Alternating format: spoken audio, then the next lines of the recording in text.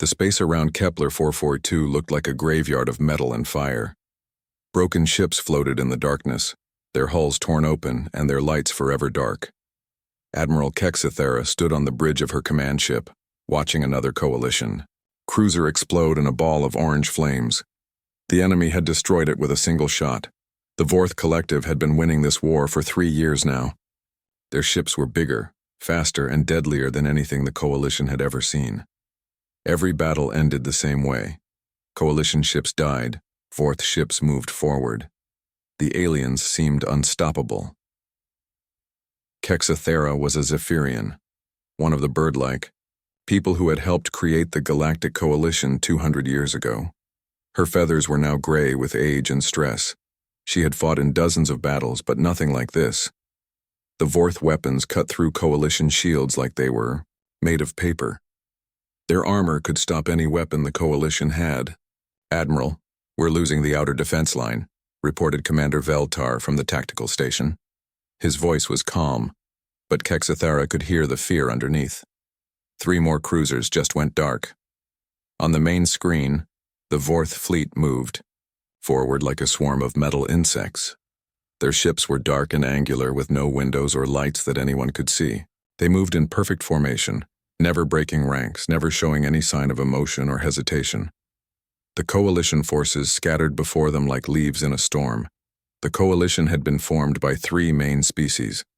The Zephyrians were natural warriors, proud and brave, with hollow bones that let them fly in low gravity. The Nexari were made of living crystal and were the smartest builders in the galaxy. The Kalathi were amphibious diplomats who could breathe both air and water. Together they had created a peaceful alliance that had lasted for centuries. But the Vorth Collective cared nothing for peace. They had appeared from beyond the galaxy's edge 3 years ago with one simple message: surrender or die. When the Coalition refused, the war began. It had not gone well. "How many ships do we have left?" Kexithera asked. 47 combat vessels still operational," Veltar replied. "We started this battle with 130. The numbers were terrible, but not surprising. In every engagement, the Coalition lost 3 ships for every Vorth vessel they managed to destroy. The enemy's technology was simply too advanced. Their quantum shields could stop any weapon, and their plasma cannons could punch through any armor. A communication came in from the Coalition High Command on the core worlds. The face of Supreme Chancellor Mordain appeared on a side screen. The Kalathi leader's usually calm expression was replaced by obvious worry.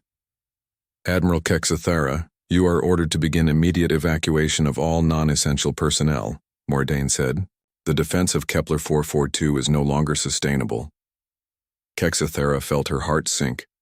Kepler 442 was the last major defensive position between the Vorth and the Coalition core worlds. If they lost here, there would be nothing to stop the enemy from reaching the home planets of all 3 species. "Chancellor, if we retreat now, the Vorth will have a clear path to—" "I know what it means, Admiral," Mordain interrupted. "But we cannot lose our entire fleet in a battle we cannot win. Begin evacuation procedures immediately." The channel closed. Around the bridge, the crew had heard every word. Kexithera could see the defeat in their eyes. 3 years of war, and it was ending in surrender. The proud Coalition, which had brought peace and prosperity to 1,000 worlds, was about to fall to an enemy they could not understand or defeat. "Admiral, we're detecting a hyperspace signature," called out the sensor operator, a young Nexari, whose crystal body pulsed with nervous light. "Single contact approaching from the outer system." "Coalition reinforcements?" Kexithera asked with a spark of hope. "Unknown, Admiral. The signature is small, definitely not one of our ship classes." "Wait." The operator's crystals flashed brighter. "Admiral, the computer says it's a Terran vessel." Every head on the bridge turned toward the sensor station. Terrans? The humans from Earth were barely members of the Coalition. They had been given associate status only 50 years ago, more as a diplomatic courtesy than anything else. Their planet was far from the front lines, in a quiet corner of the galaxy that nobody paid much attention to. "Are you certain?" Kexithera asked. "Yes, Admiral. Definitely Terran design. Single ship, destroyer class by our standards. Kexthera had met a few humans during diplomatic functions, but she knew little about them. They were a young species, having only discovered faster-than-light travel a few decades ago. Their technology was primitive compared to the other coalition races. What could one small human ship possibly do against the Vorth fleet that had defeated the combined might of 3 advanced civilizations? The human ship appeared on the long-range sensors, moving at a steady pace toward the battle zone. It ignored all attempts at communication from the coalition fleet. The vessel was indeed small, smaller than most coalition cruisers, with an odd design that seemed to prioritize speed over armor or weapons capacity.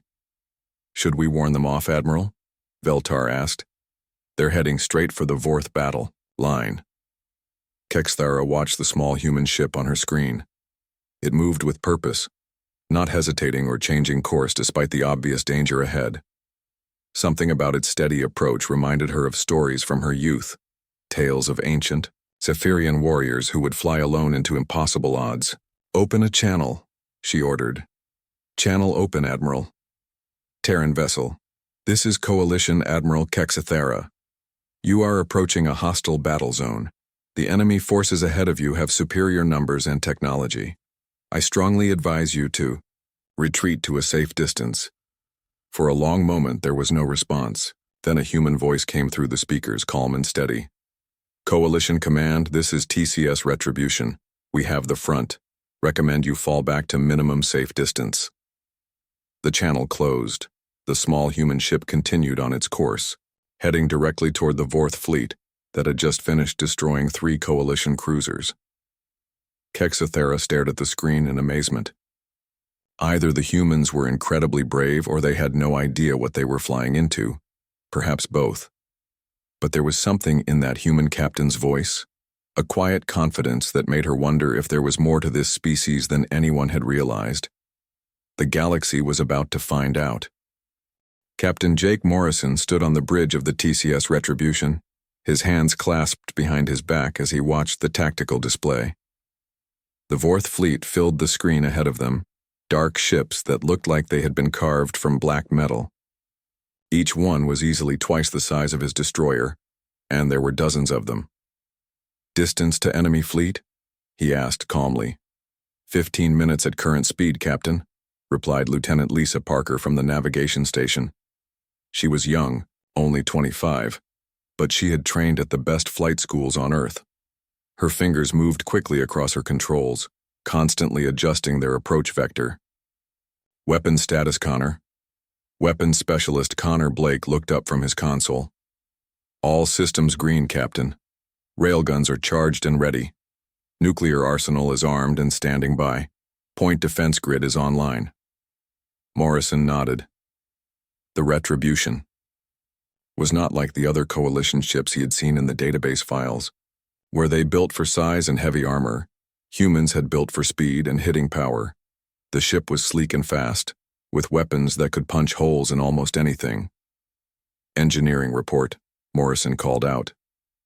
The voice of Chief Engineer, Maria Santos, came through the intercom from deep in the ship's belly. "Fusion reactors are running hot and clean, Captain. Antimatter containment is stable. We can give you all the power you need." Morrison had served with Santos for 8 years, first on patrol ships near Earth, then on the exploration vessels that had made first contact with the coalition races. She was the best engineer in the human fleet, and she had helped design many of the systems that made the Retribution unique. At the communications station, Specialist Kevin Turner was monitoring coalition fleet channels. "Captain, the coalition forces are falling back. Admiral Kexthera is ordering a general retreat to the outer system." "Good," Morrison said. "No point in them getting caught in the crossfire." The bridge was quiet except for the soft hum of electronics and the occasional beep from a control station. The crew of 200 humans aboard the Retribution were all volunteers. They had known when they left Earth that this might be a one-way trip. Humanity had only learned about the Galactic War 6 months ago, when a damaged coalition scout ship had limped into the Sol system. The pilot, a Zephyrian named Kavri, had told them about the Vorth Collective and their unstoppable advance across coalition space. The coalition races had been polite but dismissive when Earth offered help. Humans were too new, too primitive, their technology too simple to make a difference. But Earth's military leaders had studied the reports anyway, and they had seen something the coalition had missed. Dr. Nathan Cross sat at a specialized console, behind the captain's chair. He was connected to the ship's AI through neural links that let him think alongside the computer. The technology was new, something human scientists had developed in the last decade. "Nathan, what's your analysis of the enemy formation?" Morrison asked. Cross's eyes were closed, his mind linked to the ship's sensors. "Standard Vorth battle line, Captain.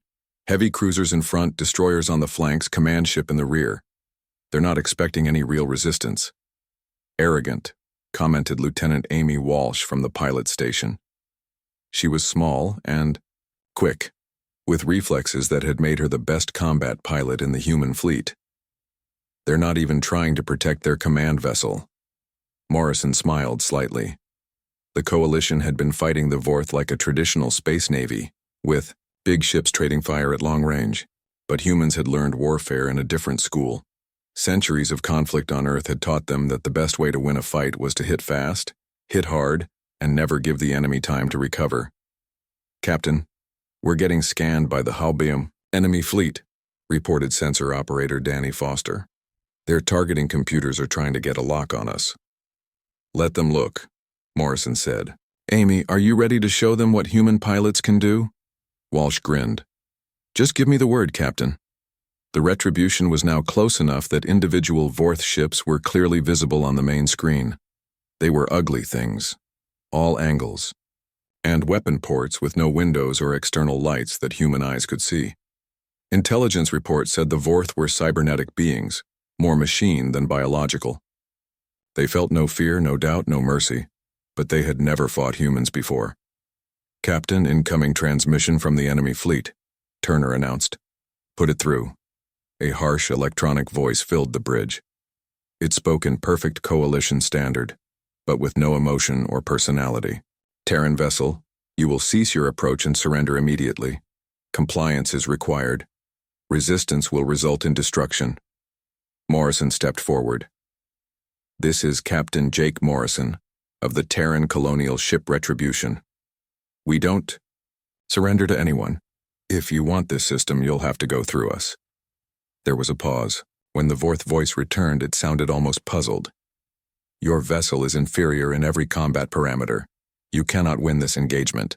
Surrender is logical." "Logic's overrated," Morrison replied. "Kevin, cut the channel." The transmission ended. On the tactical display, the Vorth fleet began to adjust its formation. The enemy ships were powerful, their weapons could destroy coalition vessels with single shots, and their shields could stop anything the coalition had ever thrown at them. But the coalition had never fought like humans fought. "All hands, this is the captain," Morrison announced over the ship's intercom. "We are about to engage a superior enemy force. Our job is not to win a traditional battle. It's to show these aliens that humanity does not back down. Every person on this ship volunteered to be here knowing the risks. Today we make history." He paused, looking around the bridge at his crew. They were young, most of them, but their faces showed no fear. They had trained for this moment their entire careers. "The coalition races think we're too primitive to matter," Morrison continued. "The Vorth think we're too weak to fight. They're both about to learn something about the human species. We don't know when to quit." On the main screen, the first Vorth ships were beginning to turn their weapons toward the approaching human destroyer. Energy readings spiked as their plasma cannons powered up. "All stations prepare for combat," Morrison ordered. "Amy, take us in." The Retribution accelerated toward the enemy fleet, its human crew ready to show the galaxy what their species was made of. Behind them, the coalition forces watched in amazement and growing hope as the small Terran ship headed straight for the heart of the Vorth battle line. In space, distance closed quickly. Within minutes, the first enemy shots would be fired and the galaxy would witness something it had never seen before: humans at war. The first Vorth plasma bursts lit up space like deadly fireworks.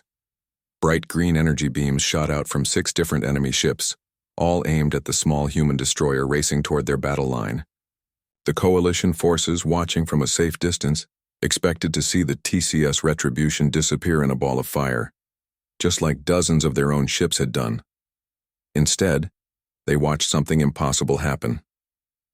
Lieutenant Amy Walsh threw the Retribution into a spinning dive that would have crushed most alien crews against their bulkheads. The ship rolled hard to starboard while accelerating downward, causing all 6 plasma beams to pass harmlessly through empty space where they had been seconds before. "That's not possible," whispered Commander Veltar aboard the Coalition flagship. "No ship can maneuver like that." But Admiral Kexithara was beginning to understand. "Unless the crew can handle forces that would kill us," she said quietly. On the Retribution's bridge, Amy Walsh was grinning as she pulled maneuvers that would be impossible for any other species in the galaxy. Humans had evolved on a world with strong gravity and unstable weather. Their inner ears could handle spinning, motions that would leave a Zephyrian unconscious and sick. Their hearts could pump blood through their bodies even under crushing acceleration. "More incoming fire," called out Danny Foster from sensors. 12 ships this time." "I see them," Walsh replied, her hands dancing over the flight controls. The Retribution twisted through space like a living thing, diving and climbing and spinning in patterns that no computer could predict. Enemy fire filled the space around them, but none of it found its target. Captain Morrison held onto his command chair as the ship pulled another impossible turn. "Connor, are we in weapons range yet?" "Coming up on optimal firing distance now, Captain," Blake replied from weapons control. His fingers were steady on his controls despite the wild maneuvering. Railguns are locked and loaded. The human weapons were different from anything the Coalition used. Where other species had developed energy weapons, lasers, plasma cannons, particle beams, humans had perfected the art of throwing things very, very fast. The Retribution's railguns could launch tungsten penetrators at 30% of light speed. At that velocity, even a small projectile carried devastating kinetic energy. "Fire," Morrison ordered. The ship shuddered slightly as electromagnetic coils launched the first salvo. 3 tungsten rods, each weighing 50 kilograms, shot toward the nearest Vorth cruiser at speeds that made them invisible to the naked eye. The Vorth ship's quantum shields flared as they tried to stop the incoming projectiles. For a split second, it looked like the alien defenses would hold. Then the tungsten rods punched through the energy barrier like it wasn't there. The Vorth cruiser came apart like a puzzle box dropped from a great height. Metal plates flew in all directions as the kinetic penetrators tore through the ship's hull, internal bulkheads, and reactor core. Within seconds, what had been a powerful warship was nothing but expanding debris. Across the Coalition fleet, stunned silence filled every bridge. In 3 years of war, they had destroyed perhaps a dozen Vorth ships, and each victory had cost them dearly. The humans had just killed a Vorth cruiser with a single shot. "How did they do that?" asked a Nexari captain, her crystal body pulsing with excitement. "Kinetic weapons," Admiral Kexithara breathed. "Pure kinetic energy. No exotic particles, no energy fields to disrupt, just mass and velocity."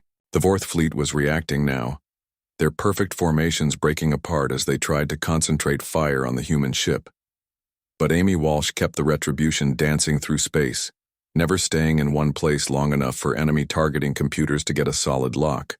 "Connor, give them another taste," Morrison ordered. This time, Blake didn't just fire the railguns, he also launched a spread of nuclear missiles, their fusion warheads guided by AI systems that could think and adapt faster than any biological mind. The missiles curved through space in impossible arcs, their guidance systems constantly changing course to avoid enemy defensive fire. "Nuclear weapons?" gasped a Kalathi observer aboard one of the retreating Coalition ships. "But those are so primitive." The Vorth tried to shoot down the incoming missiles with point defense lasers, but the human warheads were too smart and too fast. They split apart at the last second, each one becoming 3 smaller warheads that attacked from different angles. The first nuclear explosion lit up the darkness like a newborn star. The electromagnetic pulse it created knocked out the shields on 4 nearby Vorth ships. The second and third warheads hit while their targets were defenseless, their fusion fires eating through alien hull metal like acid. More Vorth ships died in the next few minutes than had been lost in the previous 6 months of fighting. Chief, Engineer Maria Santos watched her power readings from the engine room. Captain, we're running hot, but all systems are stable. The fusion reactors are loving this workout. The human ship had been built for this kind of fighting. Quick, brutal engagements where speed and firepower mattered more than heavy armor. Every system had been designed to work together, to let a small crew fight with the effectiveness of a much larger vessel. At the medical station, Dr. Helen Clark was treating crew members who had been injured by the extreme maneuvers. A broken arm here, a concussion there, but nothing that would stop them from doing their jobs. Humans were tough, evolved to survive in a dangerous world where quick reactions meant the difference between life and death. Captain, the Vorth are changing tactics, reported Turner from communications. They're trying to surround us. Morrison looked at the tactical display. The enemy ships were spreading out, trying to create a sphere around the Retribution, so that no matter which way it moved, it would fly into enemy fire. Smart, he admitted, but they're still thinking like a normal space navy. Amy, remember that trick we practiced back at Luna Base? Walsh's grin got wider. The one where we pretend to be a missile? That's the one. Connor, charge up everything. We're going to ram right through their formation. The watching coalition forces saw the human ship suddenly accelerate directly toward the center of the Vorth formation. It looked like suicide. The Retribution was heading straight for 3 heavy cruisers that could vaporize it with concentrated fire.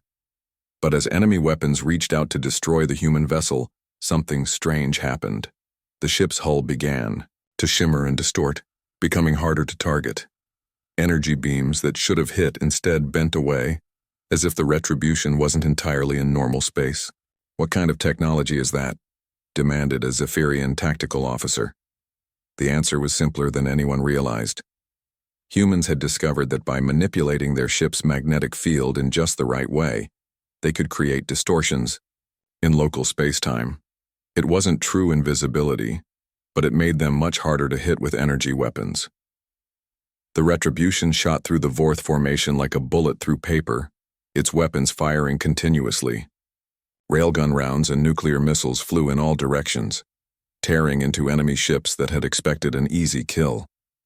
When the human ship emerged from the other side of the enemy formation, 5 more Vorth vessels were dead or dying, and the survivors were beginning to show something they had never displayed before: fear. The battle around Kepler 442 had become something no one in the galaxy had ever seen before. For the first time in 3 years, Vorth ships were retreating. The perfect formations that had crushed coalition fleets were breaking apart as the alien commanders tried to understand how one small human destroyer was tearing through their forces. Captain Jake Morrison watched the tactical display as his ship emerged from another attack run. Behind them, 2 more Vorth cruisers were spinning out of control, their hulls torn open by railgun fire and nuclear explosions. Damage report, he called out. We've got hull breaches on decks 4 and 7, reported Chief Engineer Maria Santos from below. Lost some armor plating and the starboard missile tube is offline, but we're still fighting. That was the difference between human ships and coalition vessels, Morrison thought. When other species took damage, they retreated to repair. Humans kept fighting until they couldn't fight anymore.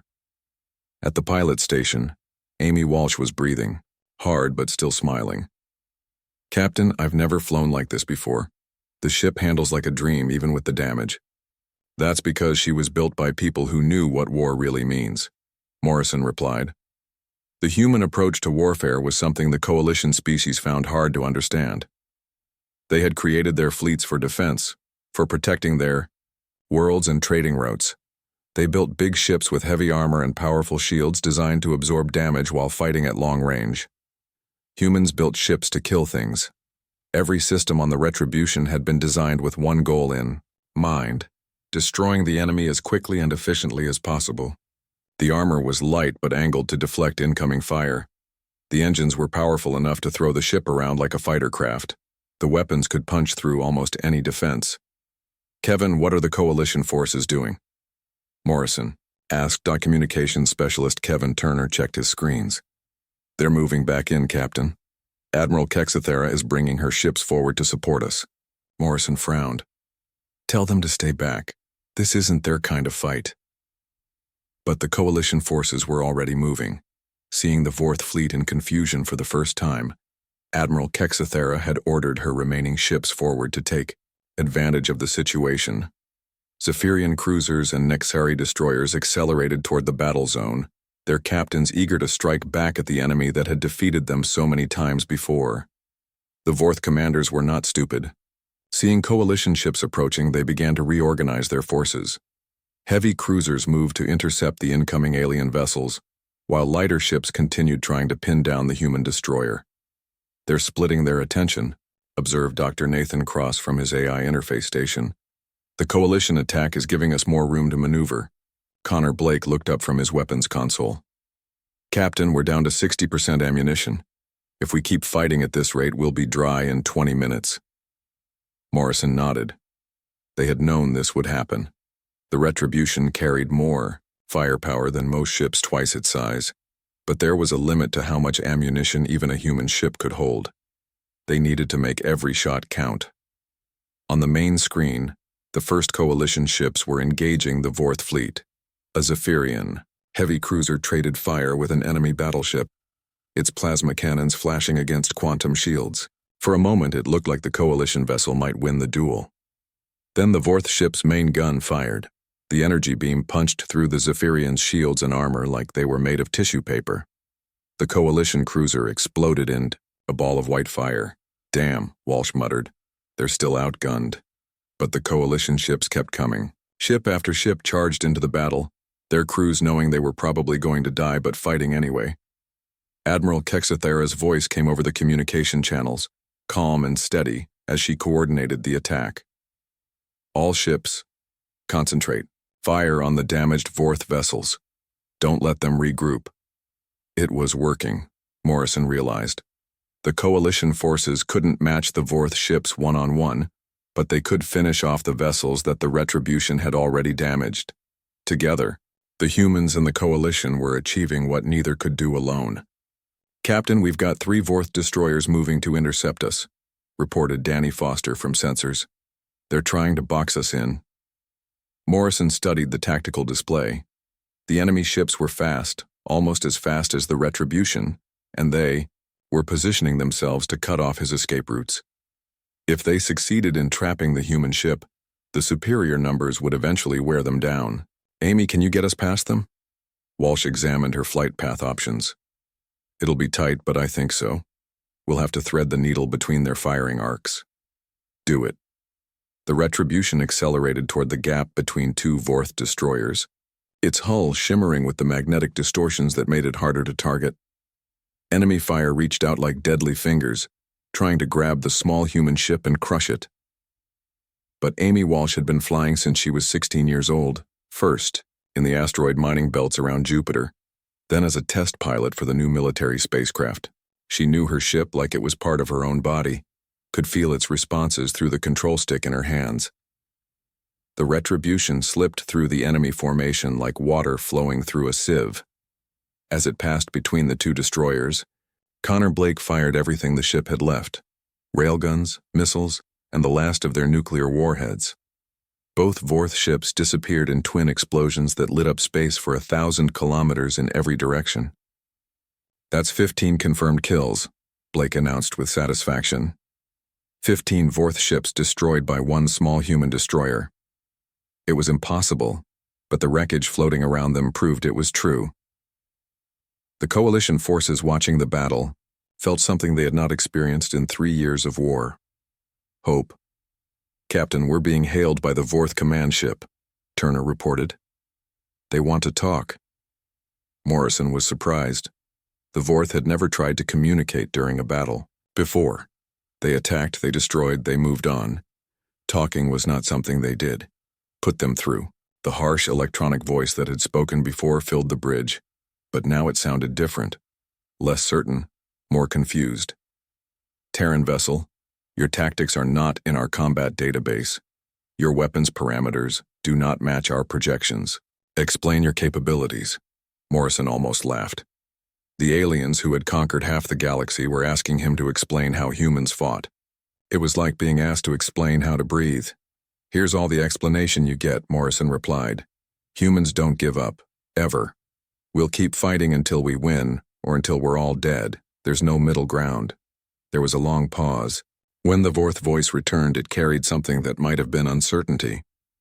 "Your species is unpredictable. This complicates our strategic calculations." "Good," Morrison said. "Kevin, cut the channel." The battle was far from over, but something had changed. The Vorth fleet was no longer advancing with the mechanical certainty they had shown for 3 years. They were hesitating, uncertain, trying to figure out how to fight an enemy that didn't follow the rules they understood, and in that hesitation, Morrison saw opportunity. The shadow of Kepler 442's fourth moon stretched across the battlefield like a dark curtain. In its depths, 3 massive Vorth dreadnoughts waited in perfect formation. Each ship was over 2 kilometers long, bristling with quantum cannons and protected by energy shields that could stop anything the Coalition had ever built. Captain Jake Morrison stared at them on his main screen. The TCS Retribution was battered and scarred from hours of fighting. Hull plating was missing in several places, one engine was running rough, and they were down to their last few missiles. But the ship was still fighting, still flying, still ready to take on impossible odds. "Captain, those are their command vessels," Dr. Nathan Cross reported from his AI interface. "If we can take them out, the entire Vorth fleet will lose coordination." Morrison nodded. The human ship had destroyed or disabled 23 enemy vessels, but the Vorth still had numbers on their side. The 3 dreadnoughts represented the core of their military power, the ships that controlled the entire collective fleet. "Engineering report," Morrison called out. Maria Santos's voice came back strained but determined. "We've got power, Captain, but the reactor's running hot. One more hard acceleration run and we might lose containment." "Weapons status?" Connor Blake looked up from his console, his face grim. 6 railgun rounds left. 4 nuclear missiles. After that, we're down to harsh language and bad intentions." Morrison walked to the center of the bridge, looking around at his crew. They were exhausted, some wounded, all of them pushed to their limits. But there was no quit in any of their eyes. They had volunteered for this mission knowing it might be suicide, and they were ready to see it through to the end. "Amy, can you get us close to those dreadnoughts?" Lieutenant Amy Walsh studied her navigation display, calculating vectors and acceleration curves. "Captain, those things have enough firepower to vaporize us before we get within weapons range. Their shields are too strong for our remaining missiles to penetrate." "I wasn't planning to shoot through their shields," Morrison said quietly. The bridge fell silent as his crew realized what he was suggesting. Dr. Helen Clark looked up from her medical station, her face pale. "Captain, are you talking about ramming them?" "Not exactly," Morrison replied. He turned to Nathan Cross. "Nathan, remember that theoretical paper about phase variance in magnetic field generators? The one the Coalition scientists said was impossible?" Cross's eyes lit up with understanding. "You want to try phasing through their shields?" "Captain, we've never tested that at combat speeds. The field collapse could tear us apart." "Better than letting these aliens destroy every Coalition world," Morrison said. "Can you do it?" Cross hesitated for only a moment. "I'll need to route all ships' power through the magnetic field generators. That means no weapons, no armor, no life support backup. If it fails, then we die trying," Morrison finished. "Better than dying while running away." He activated the ship's intercom system. "All hands, this is the captain. We are about to attempt something that has never been tried before. I won't lie to you, our chances of survival are not good. But if we succeed, we can end this war today." Throughout the ship, crew members stopped what they were doing to listen to their captain's words. 6 months ago, the Coalition races thought humans were too primitive to matter in this war. Today we've shown them what our species is capable of. Whatever happens next, the galaxy will remember that when evil came calling, humanity answered the door. Morrison paused, thinking of Earth. of the billions of people who would never know his crew's names but whose freedom depended on what happened in the next few minutes. It's been an honor serving with all of you. All stations, prepare for final attack run. The Retribution began its last acceleration toward the Vorth dreadnoughts. Every scrap of power from the fusion reactors was channeled into the magnetic field generators, creating distortions in space-time that made the ship's hull shimmer like a mirage. The three enemy vessels opened fire simultaneously. Quantum cannons that could punch through moon-sized asteroids sent beams of pure energy toward the small human destroyer. The space around the Retribution filled with deadly light as the aliens tried to vaporize the ship that had caused them so much trouble. But the energy beams passed through empty space. The human ship was no longer entirely in normal space-time, phased just enough out of reality that solid matter and energy could not quite touch it. "It's working," Cross shouted over the sound of overloading circuits. "The phase variance is holding, Amy." Walsh pushed the engines to their absolute limit, racing toward the lead dreadnought as warning lights flashed all over the bridge. The ship was shaking apart around them, but it was still flying, still moving toward its target. "Connor, prepare everything we have left," Morrison ordered. "The moment we're through their shields, I want you to fire everything at their reactor core." Blake's hands were steady on his weapons controls despite the violent shaking. "Ready, Captain." The Retribution hit the Vorth dreadnought's shields at full velocity. For a terrifying moment, it felt like the ship was being torn apart at the molecular level. Warning alarms screamed as hull plates buckled and internal systems overloaded. Then they were through, materializing inside the enemy vessel's shield perimeter with their weapons pointed directly at the alien ship's hull. "Fire everything," Morrison shouted. The last railgun rounds punched through the dreadnought's armor like it was made of paper. The remaining nuclear missiles detonated simultaneously, their fusion fires eating into the enemy ship's reactor core.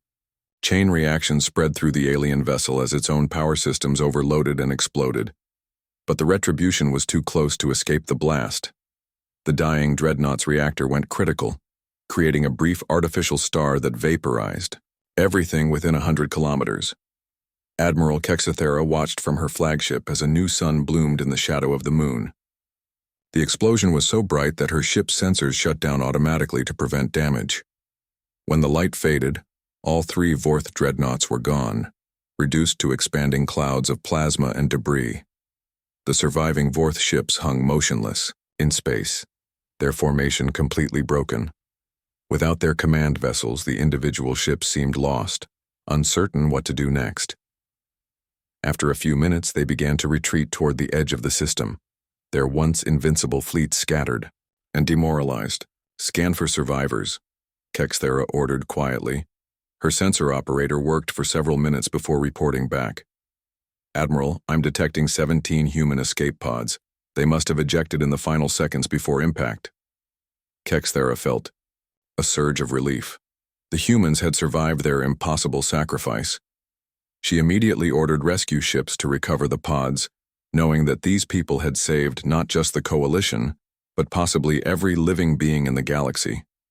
Later, as the last escape pod was brought aboard, she met with the surviving crew members in her ship's medical bay. Captain Morrison was there, battered but alive, along with most of his bridge crew. They looked exhausted but not defeated. "Captain Morrison," Kexathera said formally, "on behalf of the Galactic Coalition, I thank you for what you and your crew have done today." Morrison managed a tired smile. "Just doing our job, Admiral.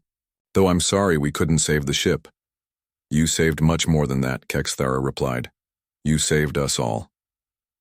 6 months later, the war was over. The Vorth Collective, their fleet shattered and their confidence broken, agreed to a ceasefire and retreated beyond the galaxy's edge. The Coalition worlds were safe, and humanity had earned its place as a full member of the galactic community. A memorial to the TCS Retribution was built in orbit around Earth, listing the names of the crew who had changed the course of history. And on worlds throughout Coalition space, when parents told their children stories of courage and sacrifice, they always began the same way. Let me tell you about the day the galaxy fell silent, when a single human warship arrived at the front. The story would be remembered for 1,000 years, a reminder that sometimes the smallest acts of courage could save entire civilizations. And whenever the galaxy faced a new threat, The first question asked was always the same. Where are the humans? Because everyone knew that when evil came calling, humanity would answer the door.